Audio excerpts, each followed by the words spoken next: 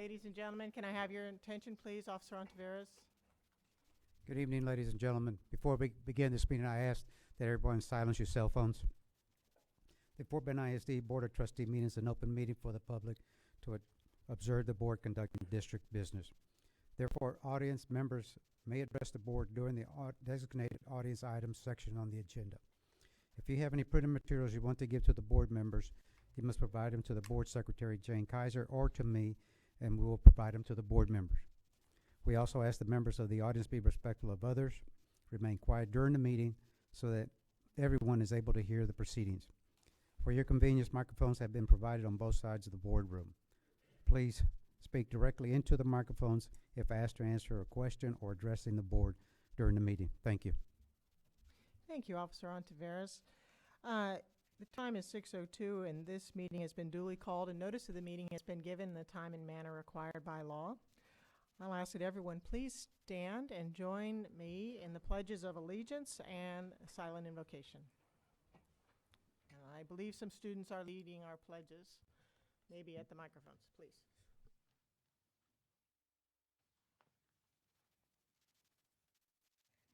I pledge allegiance to the flag of the United States of America and to the republic for which it stands, one nation, under God, indivisible, with liberty and justice for all.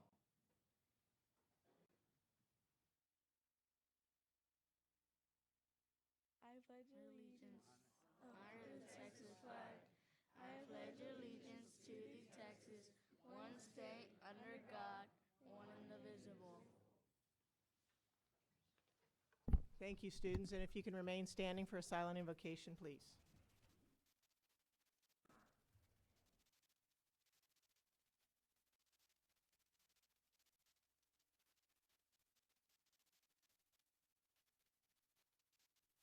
Thank you. You may be seated.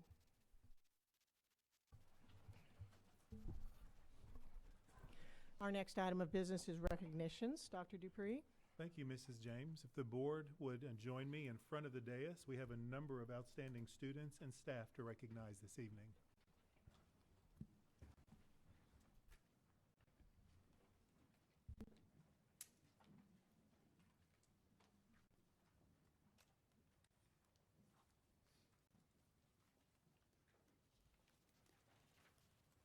Thank you, Dr. Dupree. Tonight we are proud to recognize the following students and teachers. First, we want to recognize the Heritage Rose Elementary students who led the Pledges of Allegiance, Ariana Ramirez and Kevin DeLone.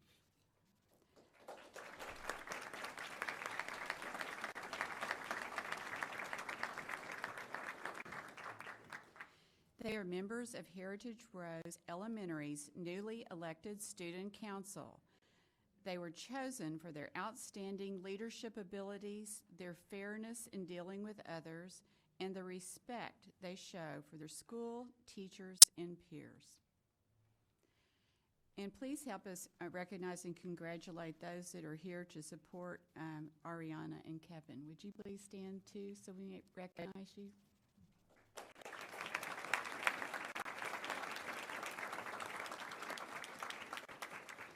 Thank you very much. Next, 8 Fort Bend ISD band, choir, and orchestra programs are the 2015 Mark of Excellence Project National winners. The Mark of Excellence Project is a nonprofit organization sponsored by the Foundation for Music Education. The project is a competition entered by submitting recordings in which the top quarter are selected as national winners and the second quarter receive commended honors. This year, some of the finest musical ensembles in the nation entered the competition, including 8 from Fort Bend ISD. And we want you to help us recognize and congratulate the national honors winners. The national winner in the Wind Band Honors category is Fort Settlement Middle School Honors Band, directed by Greg Countryman and Teresa Barajas, and represented by students Gilbert Fan and Elvin Yang. Would you please come forward?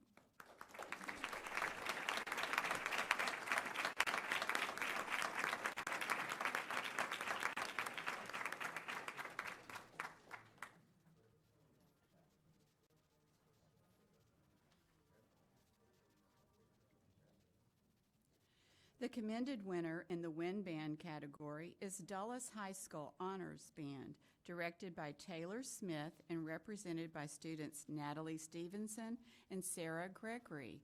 Will you please come forward?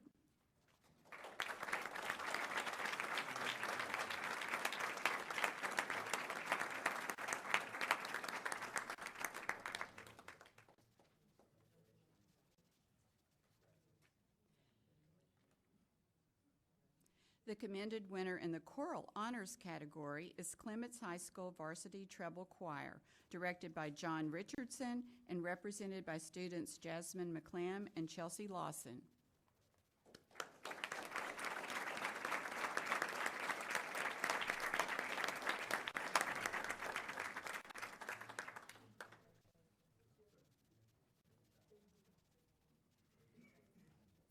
The Orchestra Honors commended winners include Austin High School Cameretta Orchestra, directed by Carolyn Vandiver and represented by students Noah Lee and Stephanie Yu.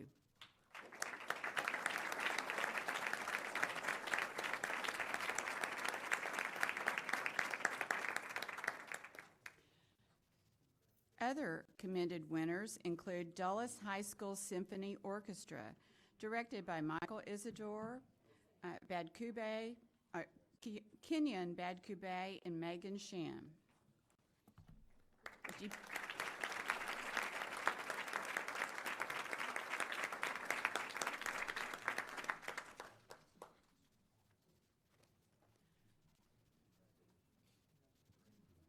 Dulles Middle School Symphony Orchestra is another commended winner, directed by Sally Kirk and Theo Talley, and represented by students Alexis Good and Cynthia Sue.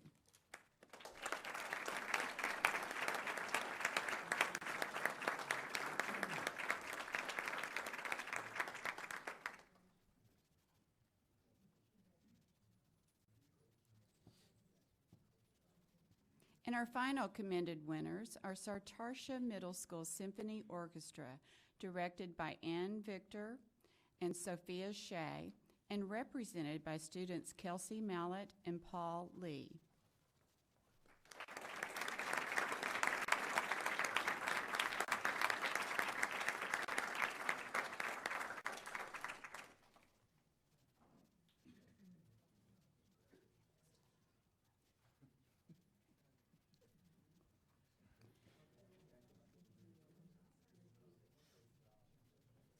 And our final winner for tonight is the Citation of Excellence Award winner, recognized as an outstanding non-varsity high school band, which is Clements High School Concert One Band, directed by Jeff Johnson and represented by students Riley Arlinghouse and Jason Acheta.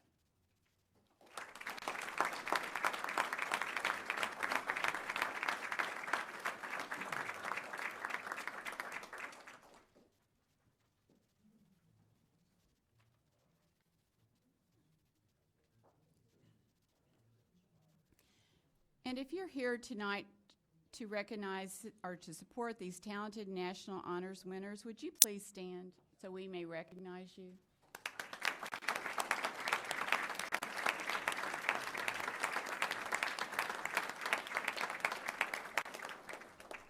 Thank you, Dr. Dupree. I turn the meeting back to you.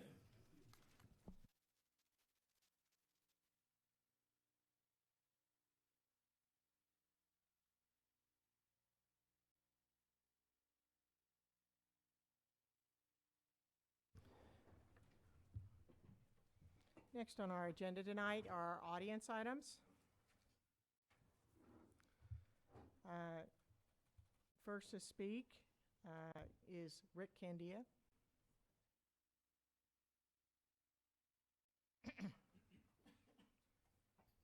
You'll have 3 minutes, and Mrs. Tossin will be timing you. She'll let you know when you have 30 seconds left.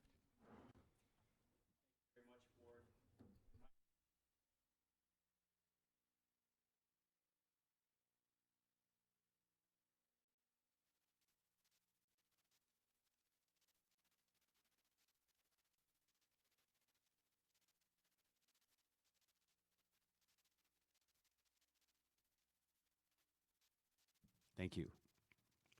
I am against the Fine Arts Academy at Fort Bend ISD, and I'd like to give you 4 reasons. An academy would drastically steal the best local talent from our 11 high schools' fine arts programs. I worked in Houston. I know when Houston high schoolers would think of performing arts, they would think of HSVPA, not their local schools. The kids in number 2, the kids in choir, band, dance, orchestra, theater, these kids are the best. They're the outgoing kids. They get involved. They perform for everyone. They'll look you in the eye when they communicate to you, and they have an effect beyond the fine arts walls. These kids lead. They inspire so many other students with disciplines learned in fine arts. And I know these kids. They live down the street from me. They go to my church. They're in my neighborhood. Please leave these kids in our individual communities and schools. Number 3, I worked in the entertainment industry for close to 30 years, and I know talent want to see it. High schoolers, really, if they desire a bigger stage and brighter lights, there's businesses, colleges, local theaters, or local outlets to help them hone their craft. But why consolidation? In any industry, it hurts creativity. We must keep the competition in our local schools because competition helps us grow. And number 4, when you take the best fine arts kiddos away from our local schools, you're going to lose the best fine arts booster parents. And we can't afford to lose any parents involved in our schools, especially the fine arts parents. Finally, in closing, last year I was honored to be named Dulles High School Volunteer of the Year. And I did a lot of volunteering with Bike Squad, the VIPs, mostly with the band and the dolls and the theater department. 2 really big organizations. Please leave our fine arts kids and booster parents in our 11 individual communities and our individual community schools. Keep our schools strong, keep our communities strong. Please say no for a fine arts academy in Fort Bend ISD. I thank you. Thank you, Mr. Candia. Our next speaker is Deetra Dabney.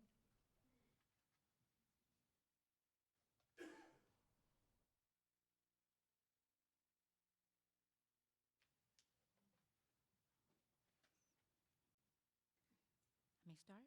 You may. You have 3 minutes, and Mrs. Tossan will tell you when you're getting close to your time. All right. Greetings to the Honorable Fort Bend ISD School Board and Superintendent Dupree. My name is Deetra Dabney, and I'm a parent of an 8th grader in the district. I'm also a member of the supporters for a proposed Fine Arts Academy in the district. The purpose of my presence tonight is to respectively request the board and superintendent to consider expanding our current list of academies by including a Fine Arts Academy. This request is in no way to diminish our current fine arts program, which have proven to provide a quality experience in the now federally recognized art core for all of our students. However, the addition of a Fine Arts Academy to meet the needs of students with a passion to develop their artistic gifts with kindred spirits and a common group of teachers in a smaller learning community is the right direction to go in. Fine arts with a focus on relationships, rigor, and relevance through the use of guest artists, field experiences, career and college-ready portfolio development, and internships would be an asset to Fort Bend ISD. It is also aligned with Texas House Bill 5, Arts and Humanities Pathway. A fine arts conservatory learning environment with rigorous academics is a great leverage to helping propel our district to the ranks of exemplary.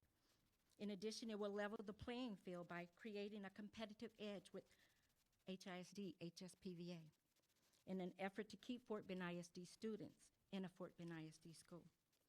Houston, Austin, and Dallas, just to name a few, they're already ahead of the pinnacle in providing a Fine Arts Academy for their students and community. As I close tonight, I want to highlight the results listed in your pamphlet provided to you from a market research that I conducted. The data reflects that over 70% of the 95 participants polled support the addition of a Fine Arts Academy.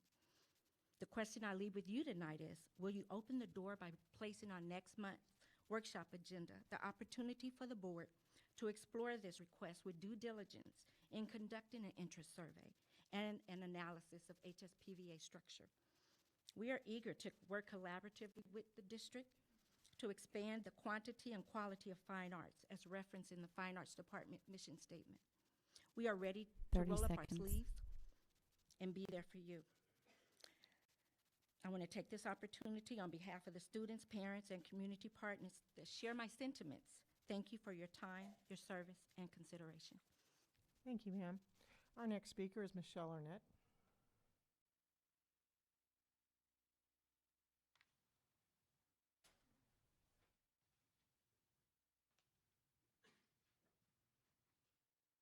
Hi, good evening. Hi. Am I good? You're good. Okay, thank you. I am Michelle Arnett. I am president of the Travis High School Tiger Band Booster Club, and I'm also a parent. My son is a senior at Travis, and my daughter is an 8th grader at Bowie Middle School. I'm here this evening regarding the recent discussions on the FBISD Concerns Facebook page surrounding the request for a Fine Arts Academy and its implementation within the district.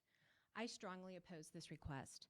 Both of my children are currently and have been for numerous years involved in music and fine arts in our public schools. Without fine arts being in each of our public schools, it would eliminate and segregate an entire population of children who wish to pursue music and arts. These children would most likely let their dreams and passions fade away.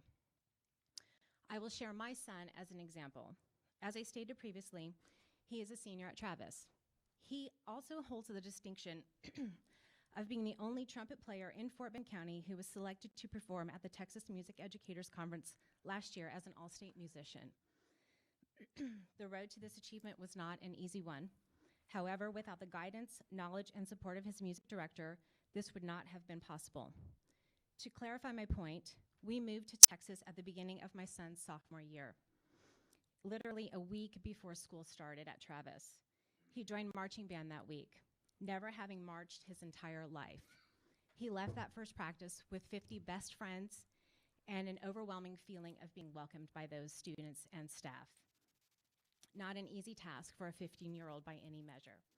He has since gone on to compete and be successful at region, area, and state levels with the marching band, wind ensembles, and as a solo contestant. Without the music program at Travis, or any of our public schools for that matter, my son would not be pursuing music at one of the most prestigious and highly competitive universities in this country. He would not be forever indebted, as are we, his parents, to the opportunities he was provided on that very first day. Our daughter is now thriving in the music program at her middle school, all with a strong desire to follow in her brother's footsteps. She has seen the opportunities provided to him by the music program at Travis. As president of the Band Booster Club at Travis, and as a parent, I look forward to the growth and greatness waiting on the horizon for our students at Travis, as well as all the other public schools in the district. 30 seconds. Thank you. Thank you, ma'am. Our next speaker is Deborah Haben, or Haban.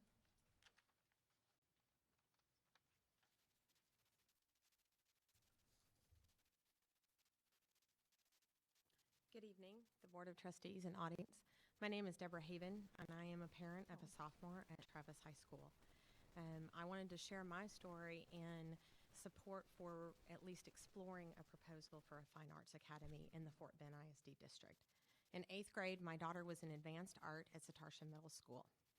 And in that discussion with one of her teachers, the discussion was, how does she continue to really explore that talent in a very powerful way, along with a group of folks that could really encourage each day in a more in-depth way her art ability. And quite frankly, we were encouraged to look at Houston ISD, the High School for Performing and Visual Arts. We did that. We actually took a tour. We visited with her. The excitement, the energy was high. She actually applied. She was scheduled for an audition. And then we sat back and discussed it. And she was scared of the safety reasons of being in that school and waiting for a working parent to pick her up after school because she couldn't necessarily have transportation. I think she also recognized and concerned with us parents the tuition costs because you were out of district. Luckily, she was accepted to the advanced art in Travis, and that's been a blessing. But in looking at our story, how powerful would it be to have a Fine Arts Academy in Fort Bend ISD? I don't believe it would draw away all of our talented students from all of our schools. However, it would encourage, just like the mission of Fort Bend ISD, to really inspire and equip students to reach their fullest potential and a future beyond what they can imagine. Because the arts And theater and fine arts is all about passion and dreaming big. And I'm just suggesting that we at least explore the ability to bring in a fine arts academy within Fort Bend ISD and allow Fort Bend ISD students and parents to have an option to consider. Thank you. Thank you, ma'am. Our next speaker is Tricia Thompson.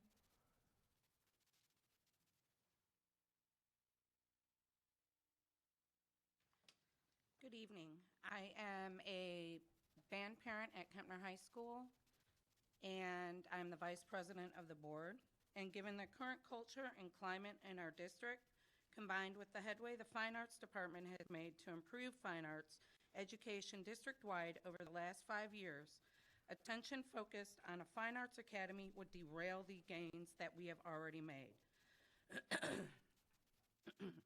The plans initiated to bring all fine arts programs to a comparable level of excellence would be vanquished.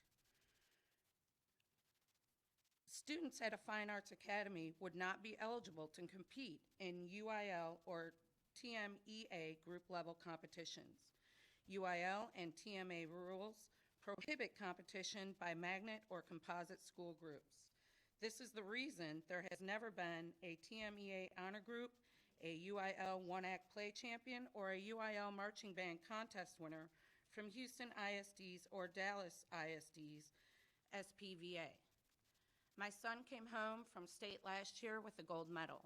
Had he attended a SPVA, that wouldn't have been a possibility. With the advent of House Bill 5, every comprehensive high school offers each arts and humanities pathway.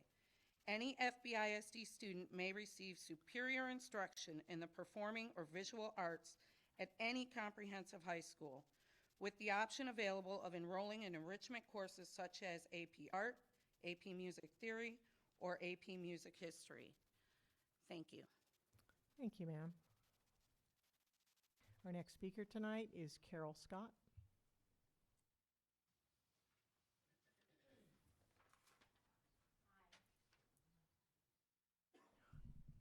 Thank you. After sitting through last week's board meeting and knowing you would vote to approve the Colony Meadows Multi-Purpose Pavilion this evening, I really thought long and hard about speaking tonight. But I solidified my decision when reflecting upon the Veterans Day Parade I attended, seeing people celebrate and thank those people who believe in our cherished freedoms to the point where they are willing to risk their lives. I was here in May saying that I believed in we the people, and that it was our elected officials who made our decisions and set the policy that guides us. And I still believe that. We, our ad hoc committee, have believed since May that the Board of Trustees had to approve all gifts over $10,000. Various people from our committee came and spoke in front of you and sent emails. And in September, after you sent the proposed gift back to the Colony Meadows PTO for neighborhood input, we learned that the Fort Bend ISD staff had told the PTO in May they could sign a contract and commit funds. We have been told that once facilities does due diligence, the project is approved, and you, our elected officials, accept the gift. We have learned that many gifts over $10,000 are enjoyed by the PTO, PTA, or Booster Club who purchase them even before you vote. Mr. Rice, you hosted a lunch about school finance where attorney David Thompson stated 70% of the people who pay school taxes do not have a child in the school system. I believe there's a fundamental flaw in the above process of staff approving gifts and the board accepting them. It leaves 70% of your constituency unrepresented. Our founding fathers called that process taxation without representation. 245 neighbors signed a petition opposing the pavilion. An additional 85 other neighbors signed the petition, and yet we have no representation in this chamber in regards to the gift process. I feel this vote puts you, the board, in between a rock and a hard place. You vote yes and show confidence in the staff, but you show 70% of your constituency they have no representation. I hope this is one of the hardest votes to cast because it deals with a fundamental government issue. I think back to last Tuesday and hope you think of the men and women who sacrificed their lives for our representative form of government. And my husband, who I believe is a more eloquent and entertaining speaker, has been in Paris since Thursday. So I will leave you with the words of America's oldest ally in the country in which he has been visiting. Viva la liberté. Thank you, Mrs. Scott. Our next speaker is Carrie Washingfelder. Is Mrs. Washingfelder here? All right. Well, we'll skip her. Our next speaker is Amira Ali.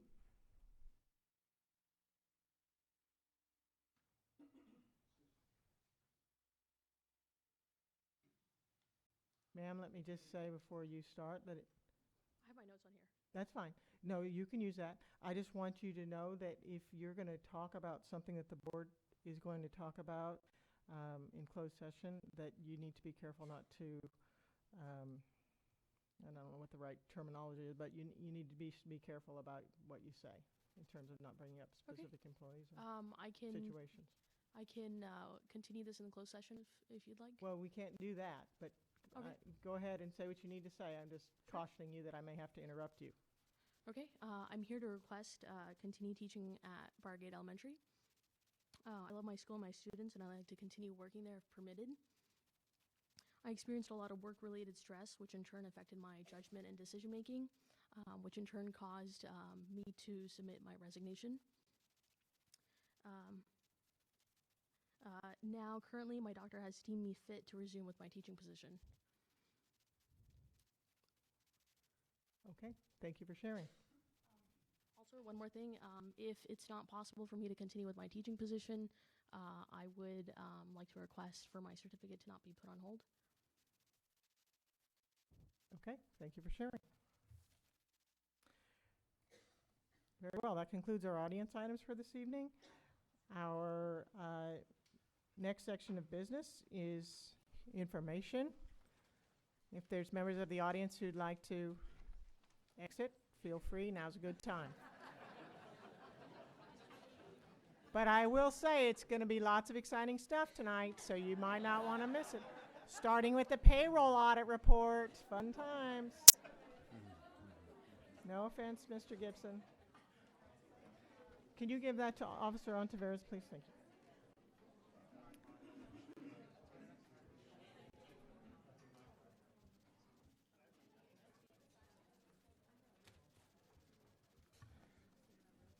All right, our first item of information is the internal audit report regarding the payroll audit. Mr. Rice, would you like to introduce that? Thank you, Madam President. I would like to invite Janae Montemayor, who is the district internal auditor, to introduce Mr. Greg Gibson and make some other comments related to the audit activities. Could you make sure that your microphone is on because we cannot hear you? Thank you. Thank you, Mr. Rice, and good evening, everyone. Before we get into the presentation of the payroll audit report, I just wanted to provide a short recap to the board members. We engaged Gibson Consulting to perform internal audits for the district.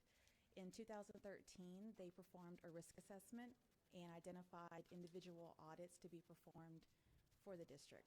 We are currently operating under that plan. As of now, we are undergoing two internal audits, the human resource audit and the design and construction follow-up audit. In the second half of the year, we will conduct 3 additional audits, one being the facilities audit, safety and security, and the purchasing and accounts payable follow-up audit. We're here tonight to discuss the payroll audit, so I will let Greg Gibson come up and share those results with you. Thank you, Janae. Members of the board, Dr. Dupree, it is a pleasure to be here tonight. Gibson Consulting Group is proud to be a part of your internal audit function, and tonight I am going to present the results of the payroll audit that was conducted this past year. And as I go through, I have a short presentation. If you want to stop with questions as we go through, please feel free, but I have some time carved out at the end for additional questions. And Ms. James, I appreciate you warning the crowd. I'll try to make this as entertaining as possible, but All right. I believe most of them will be glad that they left.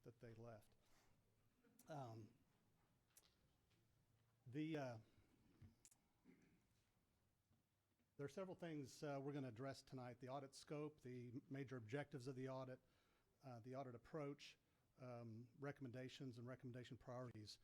Before I start, though, I do want to acknowledge, in addition to Janae's help on this audit and all of our audits, I would also like to acknowledge Fort Bend ISD, the key personnel that were involved in this audit: Sonia Curtis, Steve Bassett, Kermit Spears, and the staff that reported to these individuals that greatly supported the audit, provided lots of information, made themselves available for questions and interviews. And so I appreciate that. I also wanted to introduce my project team, who's not here tonight, but they were an important part of the team. Elizabeth King was our lead financial auditor on this work. Ali Tylon was our lead data person, and I'll explain more about how his role in this project applied. Cheyenne Rolfe was our project manager, and I served as the project director and was also involved in several technical aspects of the work.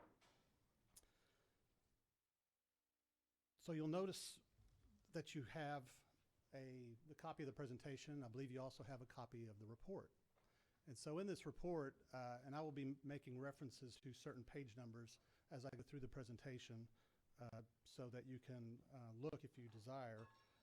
But I wanted to point out that in addition to our audit findings and recommendations, you will also see the Fort Bend ISD administration's response to each of our recommendations. And you will note, just by looking at some of the dates, that some of the recommendations have already been acted on, at least in part, by the administration.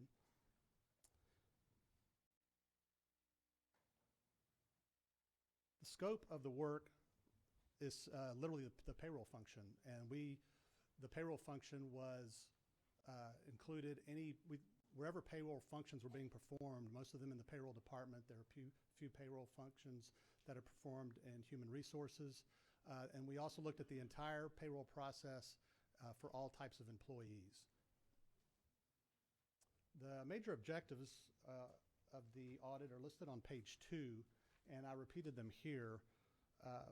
Compliance with documented policies and procedures, accuracy and timeliness of employee payroll payments, adequate internal controls and segregation of duties, efficient payroll process that maximizes the use of technology, and adequate supervision of staff. Payroll is a big responsibility in that it manages 82% of our operating expenses. As a service industry, we have lots of employees, teachers and other staff, and the district spends about $470 million a year on payroll. So this was one of the reasons it was at the higher end of the risk assessment that Janae referred to earlier, is that it's our single largest expenditure by far.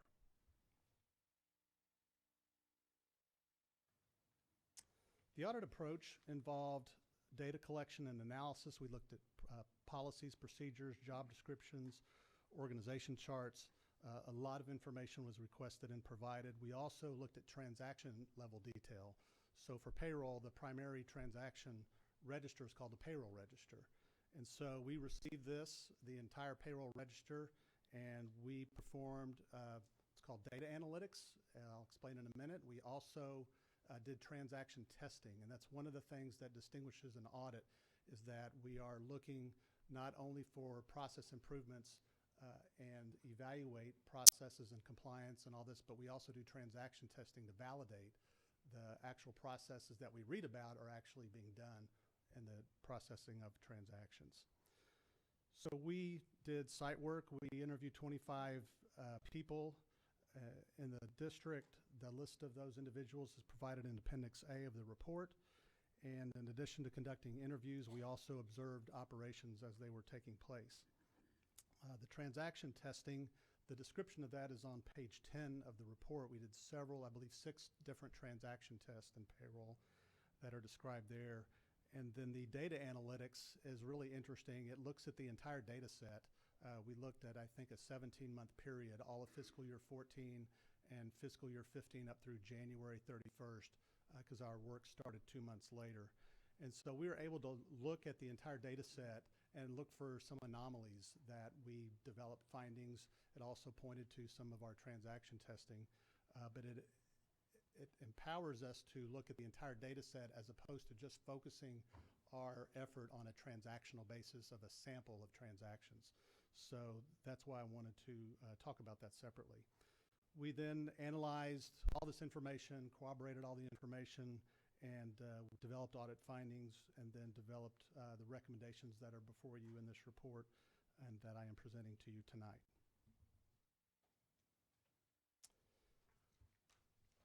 There are 12 recommendations in this audit report, and they are going to be discussed in order of priority.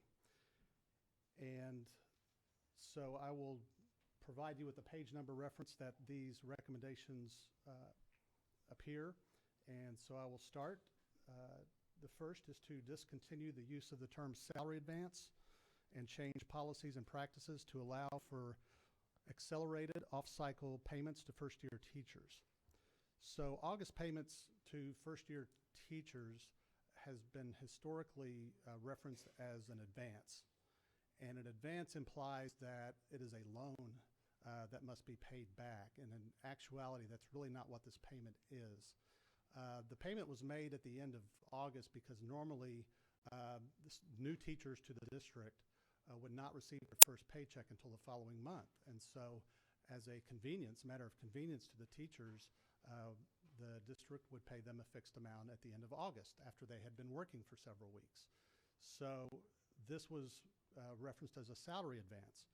So the reason it's not a salary advance or a loan is that this pay, this amount, even though it's a fixed amount, they had earned that amount by the end of August. So it really was an accelerated off-cycle payment as opposed to an advance or a loan.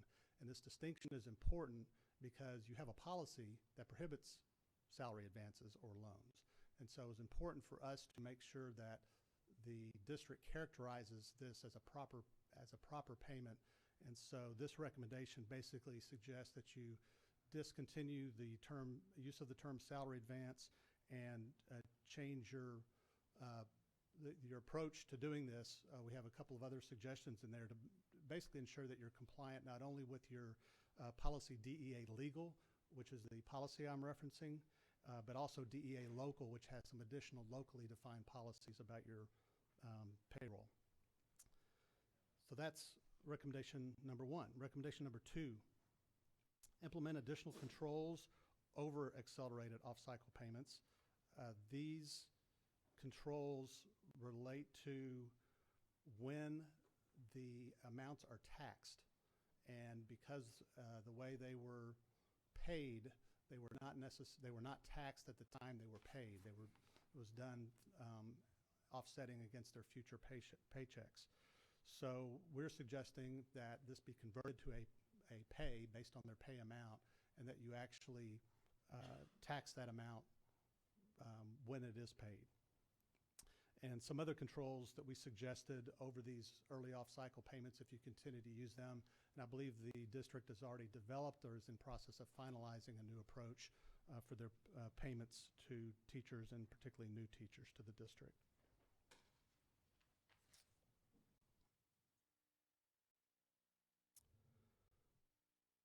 Recommendation 3 is the revised timing of tax deposits to comply with IRS requirements.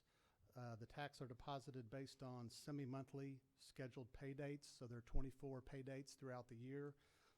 These are not the issue. The issue relates to what's called off-cycle payments. We actually have to do some payroll runs in between our normal payroll runs, and this is when we are not necessarily making our tax deposits on a timely basis. So the amounts are small. I want to reinforce that. It is a compliance issue, but the amounts are small and does not relate to the 24 major semi-monthly scheduled pay dates. The next is realign the organization of the payroll department and total rewards group.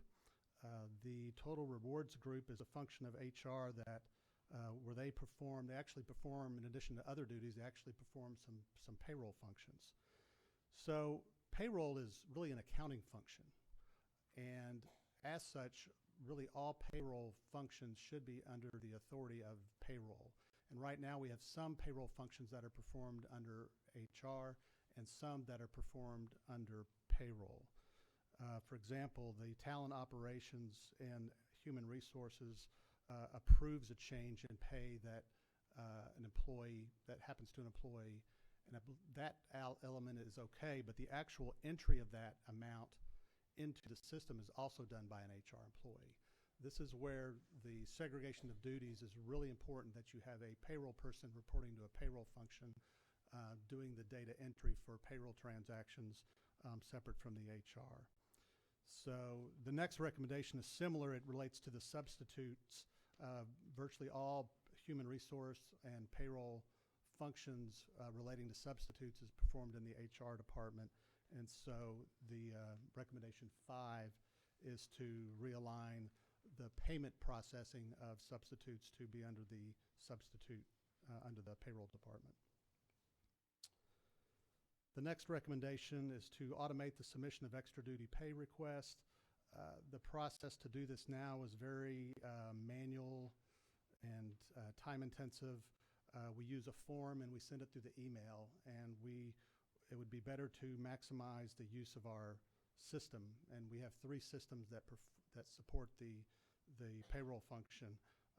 And so if we can better maximize the use of the system, I know the district is in process of evaluating and perhaps implementing an upgrade to the system.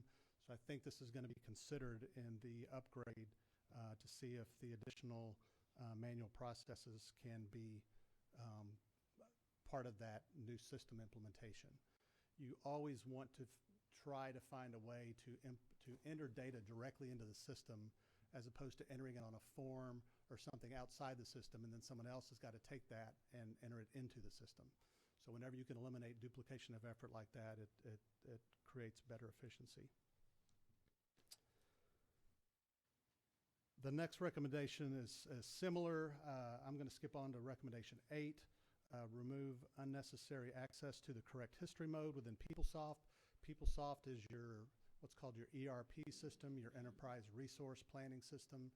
It is the primary system for financial management and HR management in the district. And this recommendation and the next recommendation talk about different types of access that users have to the system for certain functions. This one relates to history, employee history.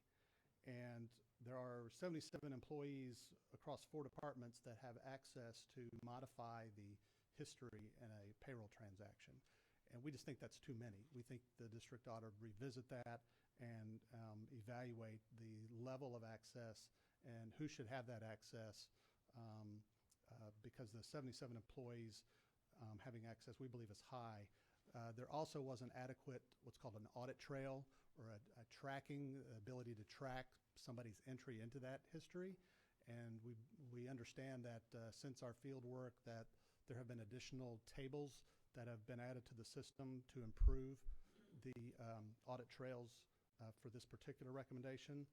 The next recommendation is similar. It talks about Payline. And Payline is a feature in PeopleSoft where the users can have access to live checks. And it's important to be able to do this if changes are needed. Again, 37 employees across 3 departments had access. We just want the district to revisit this to make sure that all the employees that really need the access are the only ones that have that access.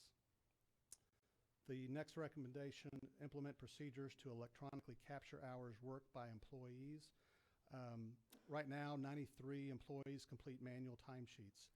Not a big number. 93 is, compared to the number of employees, is a small number. And most of these are crossing guards. And so their accessibility to information systems to enter their time on Kronos, which is your timekeeping system, and you're now considering I believe it's called WebClock, which is a PeopleSoft application. So I think in the process of implementing this new feature, I believe the district's going to evaluate opportunities to automate this for the crossing guards. I know that Kronos has an app that you can actually enter from your time from a phone.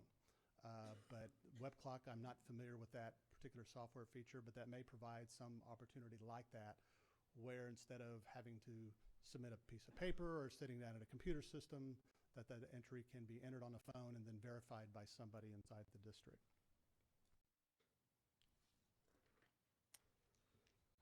The next recommendation is to implement performance measures to monitor efficiency in the payroll area.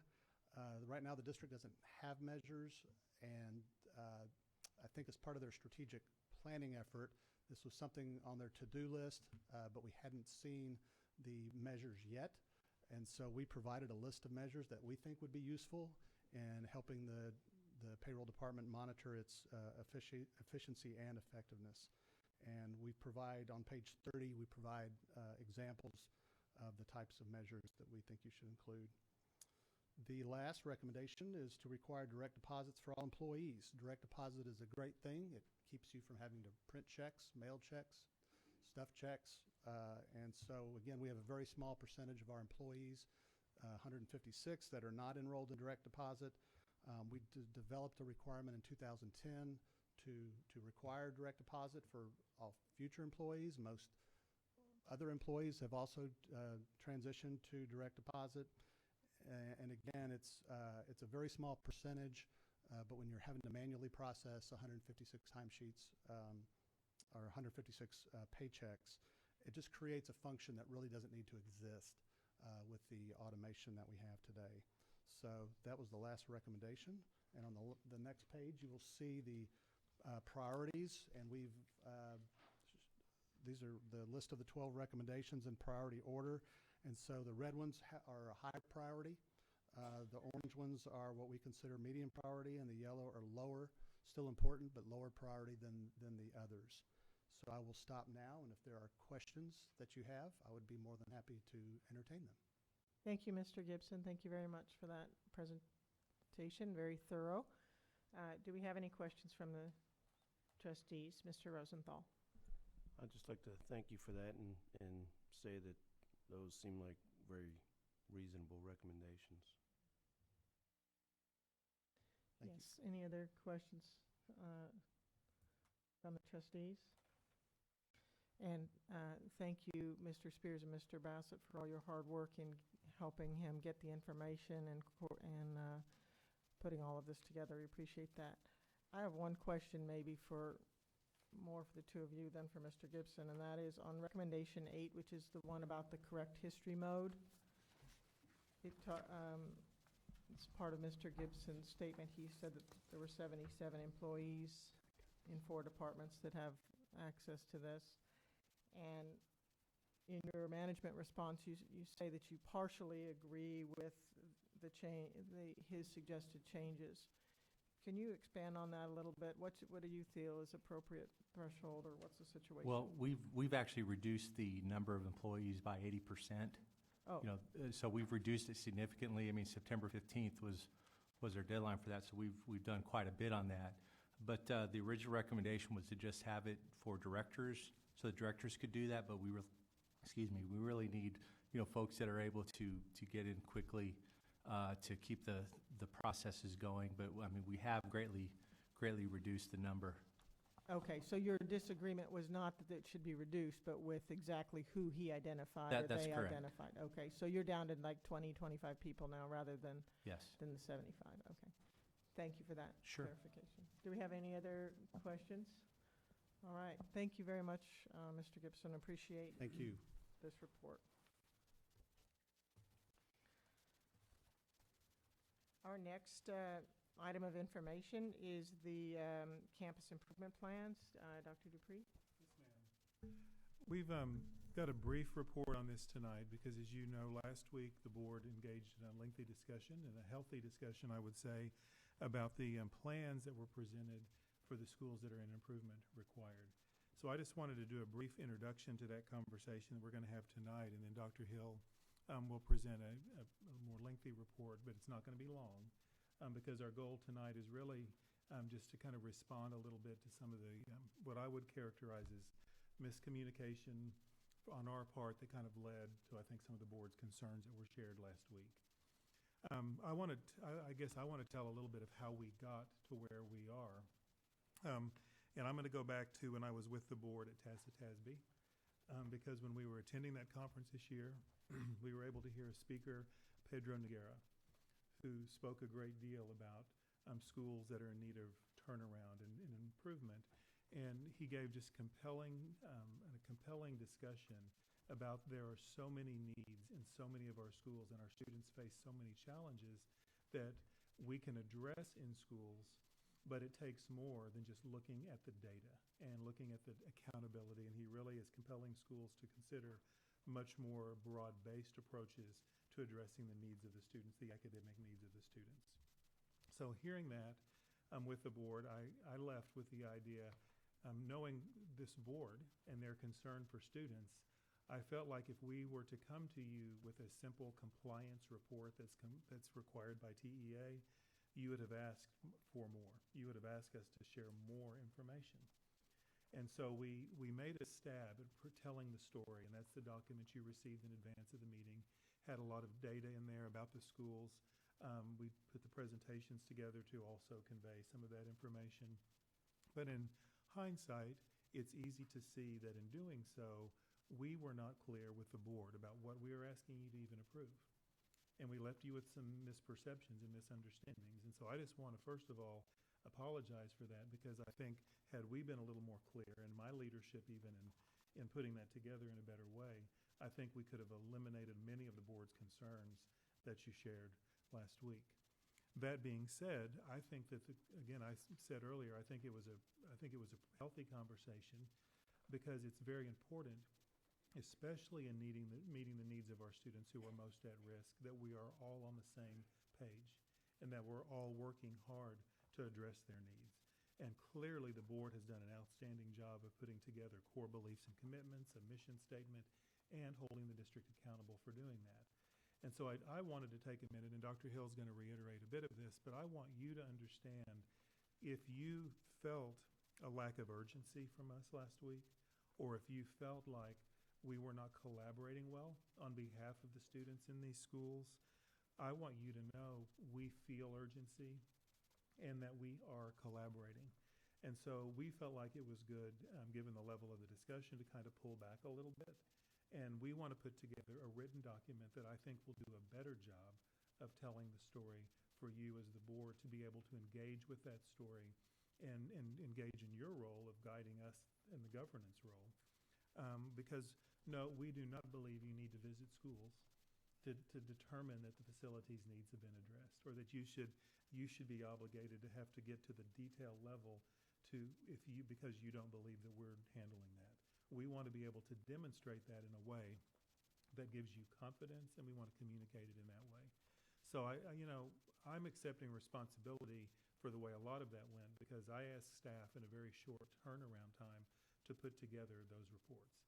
They worked hard. Are the principals of those schools, people in the central admin, spent many, many hours putting those things together. And again, in hindsight, we could have communicated that work much better. But in the end, I personally feel like we're in a good place this evening, because the board established very clear expectations. And so where we're headed now, Dr. Hill's going to give you a little report tonight to kind of bring you up to date on a few things. But then we're going to provide you by the end of this week another written document that then will come back to you in the December board meeting to visit on a workshop, and then seek your approval at that point in time in December.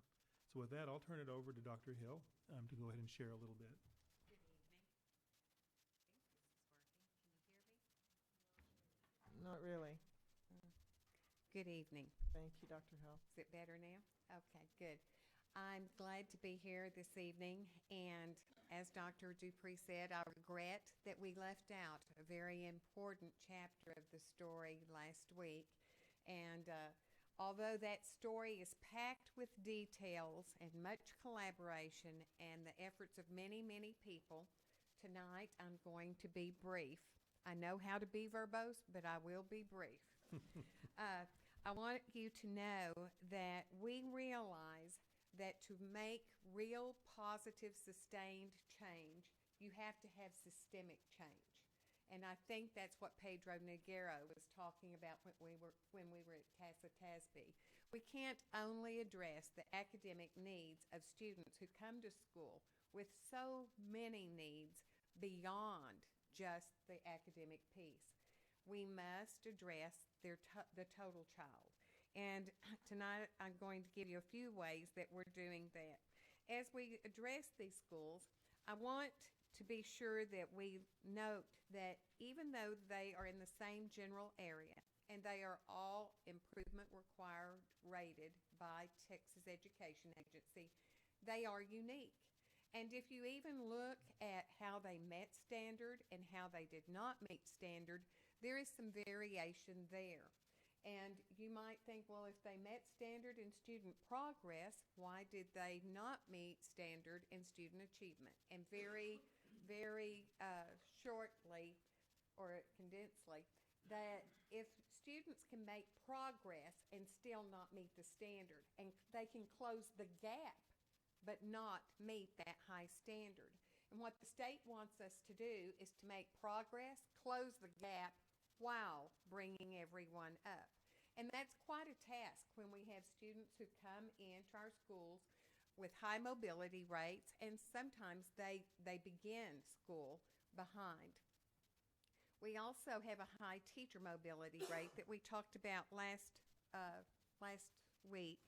But we're doing our best, and I'm going to get into how we're supporting them. When we look at Kristen McAuliffe, for instance, they are closing performance gaps.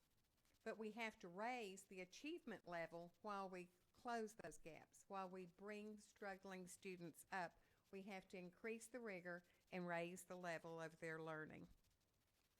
Last week, one of the questions, I think, was, why weren't we proactive? Could we have been more proactive? And we didn't tell that story. So I wanted you to know that we got the data and started looking at that data in June before the state rated the campuses. And we could tell that we were going to be in trouble with those 3 campuses.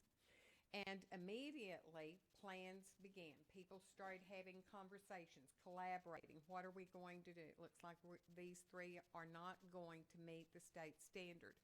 We hired Megan Evans, and on the 5th day on the job, she was at campuses, meeting, looking at data, talking to principals about their plans. Less than a week. So there was a lot of early activity. Before the Region 4 held their training on how to address the state's new template that we all love so much, before they held that training, we had begun to write plans and to formulate plans before that training began. So there was a lot of activity, a lot of collaboration early on. Some of the things that you asked last time were about professional learning communities. What is a professional learning community? And many of you have been in corporate America, so in the simplest terms, Peter Senge has learning organizations. And his philosophy is, and he's one of the senior lecturers at MIT, and one of his philosophies that he espouses is that organizations do better when there is teamwork to solve the problems and learn as a team to address problems. And basically, that's what professional learning communities do. They bring teachers together to look at what students are supposed to learn. Are they learning it? And if they aren't, what can we do about it? And those 3 questions come from Richard Dufour, who is one of the modern professional learning community researchers. What do we want students to know? How will we know? How will we measure whether or not they have learned it? And if they aren't learning it, what will we do about that? And that's the pivotal piece of the professional learning community. In order to assess that, it's essential that you have a good data system. And we discussed previously in this room that our previous data system was a little bit cumbersome. So we thank you for giving us Eduphoria. Teachers and principals can now travel through that. Differentiated instruction is something that we've noted that we needed. We needed it for our ESL students. We needed it for our special education students. We needed it for students who were just struggling and perhaps behind grade level. So this summer we began a major effort of training teachers and principals in differentiated instruction.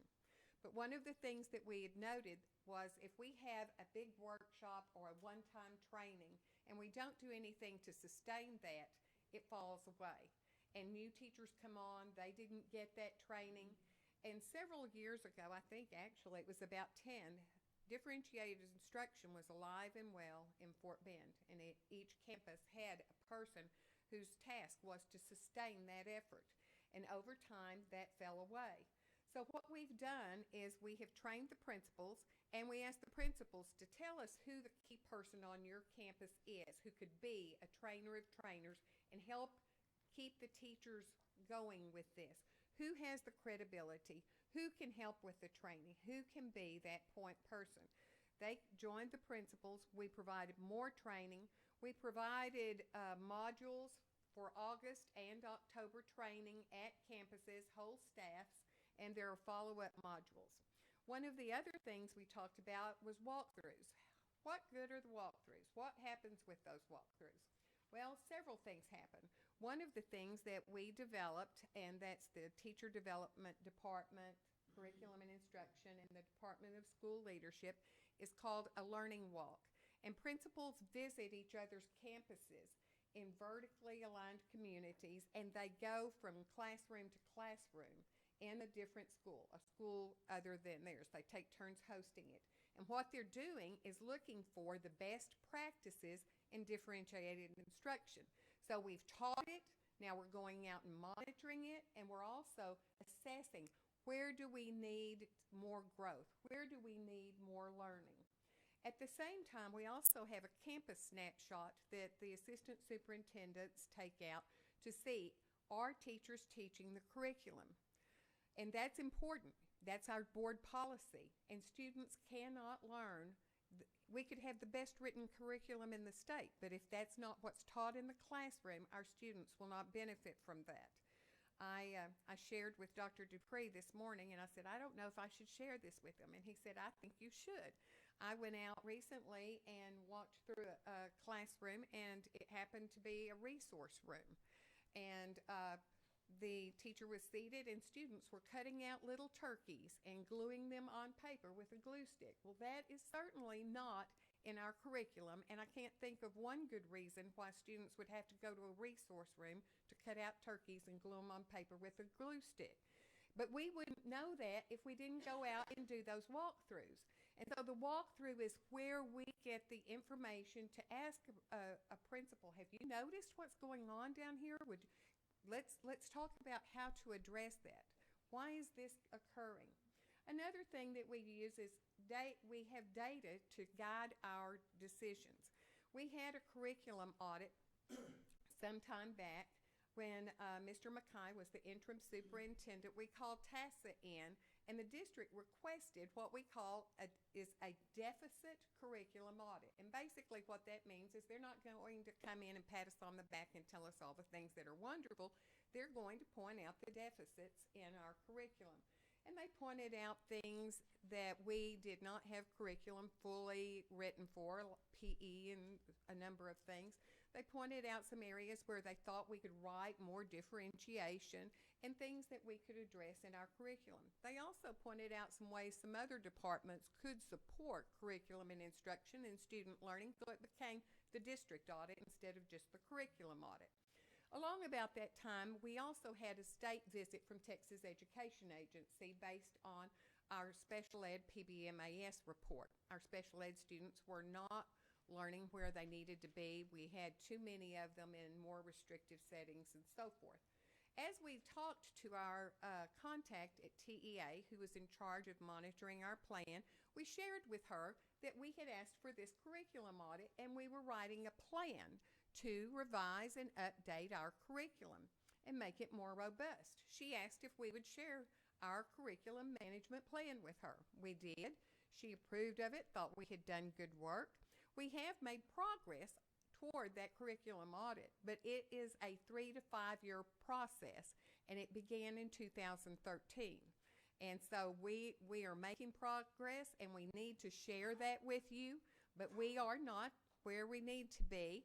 it will probably take the full 5 years to get through all of the curriculum audit, because as we're going through this, PEA throws curveballs of TEKS realignment and rewrites the TEKS. One of the things that I would also like to point out is that we do have some community support. You wanted to know, what can we do to get businesses and communities to support these schools? Well, all of you have connections beyond what the principals of the schools probably do, and I'm sure that they would value any input, and we have a wonderful community relations department that lines up all kinds of volunteers and activities, and I'm sure they would be happy to help work through that. But I want you to know that there are a number of things out there. For example, last Christmas, one of our improvement required schools, every student got a bicycle through a local charity. And I don't know that we ever shared that with you, that every student got a bicycle. I went out there. It was a wonderful thing to see. I don't know if you know that the mobile oil fields traveling science lab has come to Ridgemont Elementary to provide hands-on learning experiences there at the school, so the students didn't have to leave. I don't know if you know that twice a week, 3 helping teachers go to these schools and help them with math, along with other helping teachers. As a matter of fact, since the beginning of school, helping teachers have made 57 visits to Ridgemont, 48 to Briargate, and 68 to Christa McAuliffe. So you might ask, well, what do they do when they go out there? They could model instruction for a new teacher. They could coach about a specific strategy if they observed a teacher having a difficult time introducing a concept or getting a concept across. They could sit in a PLC and help teachers plan for a lesson or help develop a formative assessment. It just depends on what the campus needs. Classroom management is something that the principals pointed out they needed help in. This year we were planning to roll out Capturing Kids' Hearts in the Marshall feeder pattern, having started last year with the Willow Ridge feeder pattern. What we found was we needed better implementation in the Willow Ridge feeder pattern, more fidelity. So what we did was we peeled back to what are the 4 or 5 key concepts that we could expect every classroom teacher to do without exception. Let's focus on those. Let's make sure these things happen and begin with that point. And that's what we've done. The new teachers had 5 days of professional development, and that included CHAMPS. Because there are some behavioral concerns and discipline the discipline referrals are sometimes high. There have also been some campus visits and some observations of students to support at the campus. We also have social workers. Now I'm just hitting the highlights here, not everything, just trying to show you that there's collaboration among many departments. Social workers are going out and doing home visits where perhaps the teacher is having a difficult time communicating with or reaching a parent. They've started boys clubs and girls clubs. They had a camp this past summer that was a Why Try camp with representatives from those schools to encourage them to step up and be leaders and take risks and to try. Homeless students have been supplied with math resources that they might not have at home, like flashcards and math machines. We have students who unfortunately sometimes end up at our alternative school at Ferndale Henry, and our social workers visit with these students so that they have a good transition going from school to school.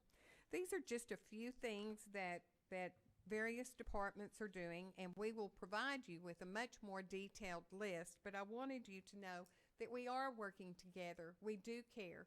We do feel a sense of urgency. But I also want to tell you that after listening to you last week and thinking and reflecting, can we do more? Yes, we can. And one of the things that I want to do is I want to show you the people who are in the driver's seats of these departments, and we communicate routinely. And I want you to know these 3 schools are on our radar. It is not acceptable for us to have schools that do not meet standard. These schools, not only do they not meet the state's expectation or your expectation, they don't meet their parents' expectations, and they certainly don't meet our expectation. But as I said, we want systemic change, and that may not come in a year. It may not come overnight. We are going to give it our very best effort, and we fully want that outcome, but we also want something we can sustain, and we want it to be bigger than just a test score. These schools, one of the questions, and I put this on here so I could be specific, Title I. Do the schools get Title I funding for additional staff and so forth? If you look up there, the 3 schools are listed, and the reason for the difference in the amount is they get the allocation based on their enrollment. And Briargate, for example, only has about 470 students. On the left-hand side of the slash, $350,821 for McAuliffe. That's the total allocation. On the right-hand side of the slash is the amount that's spent for salaries for additional staff. So yes, they do have additional funding, but we are also looking at some additional positions based on supporting some of the weakest areas. In closing, it is never our intention for a school to fail to meet the state, the community, the parents, the boards, and indeed our very own expectations. We've heard the voice of the Board of Trustees, and we've seen the faces of the students who are depending on us. We know that positive change involves addressing much more than test scores. But I want to assure you tonight that the academic success of these students is paramount. We are working on it, we are committed, and you will get a more detailed report to show you what we are doing. We are also open to working with you, and we value your input. Thank you. Thank you, Dr. Hill. That was very nicely said and very nicely reported, and I think I can speak for all of us that you captured the point that were very key to us, and you expressed nicely for your team the urgency that you feel and the urgency that the district feels. And thank you for sharing that with us, as that reassures us quite a bit. So we appreciate that very much. Thank you. Any other trustees have any comments? I see 2 pointing fingers at one another. I'll let Ms. Hellinger, please go first. Yeah, I would just like to also say thank you for expressing that passion that we've expressed last week and throughout the year. I would only ask that if you could also, as we do the report, there's a lot of community leaders outside of those that you've listed, community groups, nonprofits who continue to ask me all the time, how do we get involved? How do we get involved? And if you can kind of help develop and it doesn't, like I said, it doesn't have to be something that's long and it takes a long program, but we've got a lot of people who would like to assist us with this. And so however we can do that, you know, we're willing to work with you to get them involved and working with you and the team to support those 3 schools. That's all I wanted to say. Thank you, Ms. Hellinger. Mr. Rice? Dr. Hill, what is the deadline for approving these plans and turning them back into the TEA? We are on our 2nd extension, sir, and we are past the deadline. Okay, so when do we intend to turn it back into the TEA? And what penalties would we have for being late? I can help with that.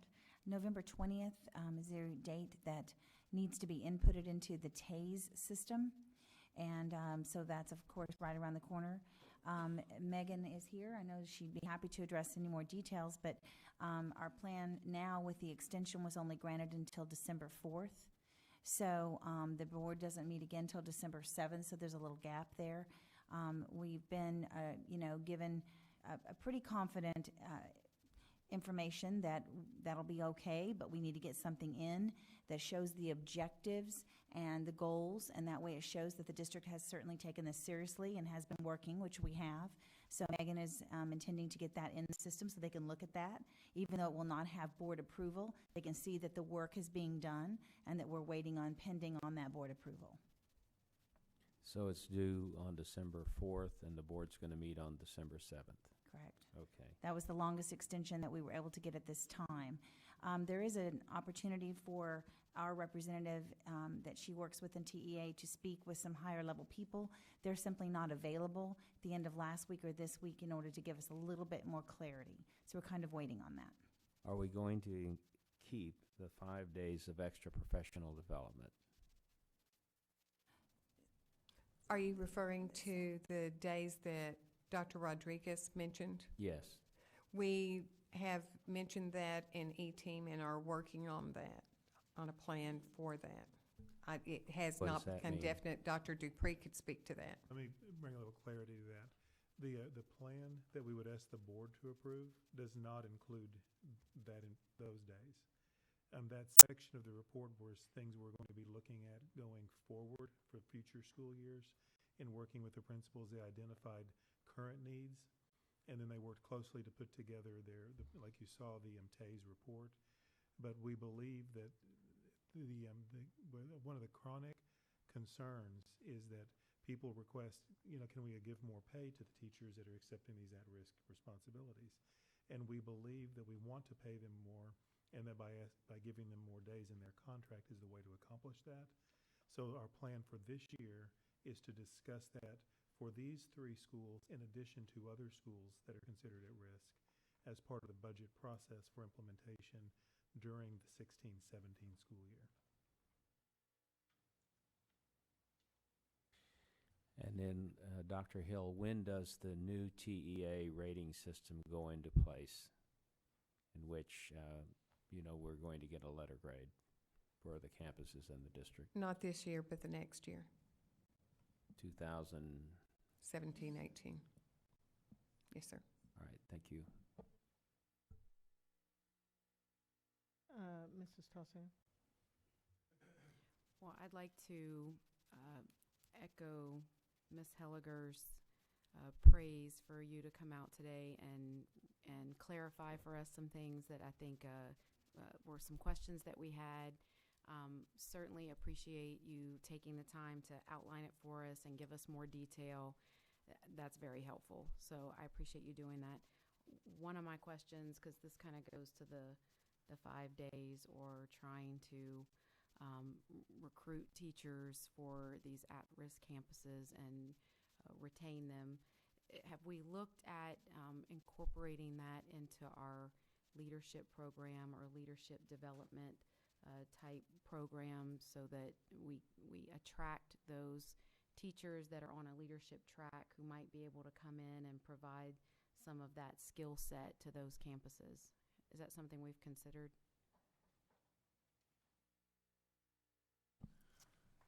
I'm going to make an attempt to talk to this, but I have Dr. Whitbeck and Dr. Hill right alongside me. But right now, we're currently looking at some leadership models. There's a TAP model, which introduces a master teacher and a mentor teacher. And then also Dr. Whitbeck has also looked at instructional coaching. But the recommendations on those salaries are pretty significant.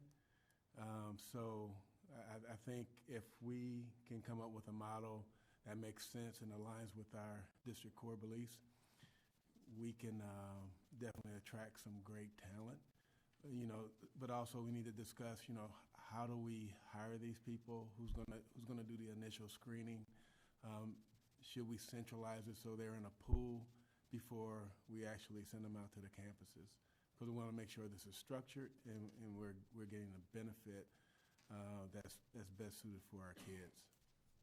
Yeah, absolutely. So I guess I'm asking more about the talent that we already have in the district, because I think we have a lot of talent. Are there ways that we can, in that leadership development process, maybe attract some of that talent to our at-risk schools to help with some of that, even if it's on a limited basis? Well, I'll address that because the model that Kermit addressed, that would be our goal. The intent would be, I don't want to get into too much detail because this is all still in a lot of planning stages, But the goal would be is that you create the master teachers and the mentor teacher structures, and then the salaries are scaled. So they're still teachers, but they're investing in leading other teachers, teacher leaders, and then they can earn significantly more money. Right. They can perhaps, even if we complement that with a master's degree, augmentation, those kinds of things, we can then be preparing them in a leadership track to move up and to be assistant principals and principals and other leaders as well. But the intent would be not just to attract from outside, but to identify strong people, teacher leaders inside the organization who are willing to accept those responsibilities.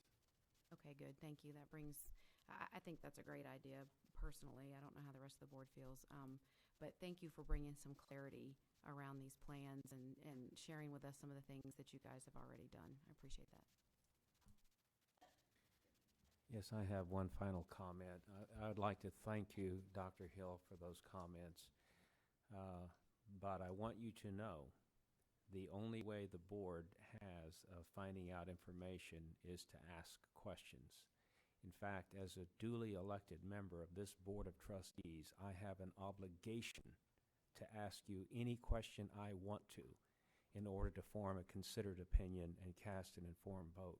And that includes visiting school campuses if and when I think I need to, and I'll visit any one that I want to with giving you proper notice. So thank you for your comments, and we'll look for the report in December. Thank you, Mr. Rice, and thank you again, Dr. Hill, for your presentation.